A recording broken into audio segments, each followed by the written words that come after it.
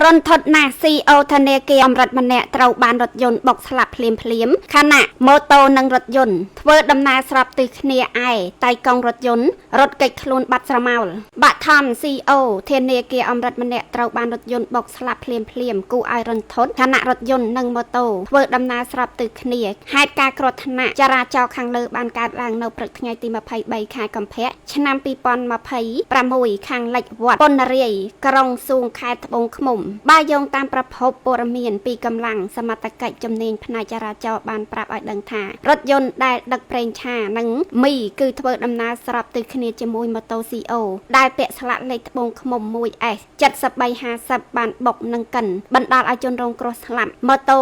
រងការខូចខាតទាំងស្រុងរីឯរថយន្តបង្កក្រឡាប់ចាក់មីនិងប្រេងឆាផងដែរសមត្ថកិច្ចបន្តទៀតថានៅកន្លែងកើតហេតុខាងលើបន្សល់ទុកនៅសពជនរងគ្រោះនិងម៉ូតូរួមទាំងរថយន្តបង្កដែរតែកង់រថយន្តបានរត់គេចខ្លួនបាត់ស្រមោលហើយ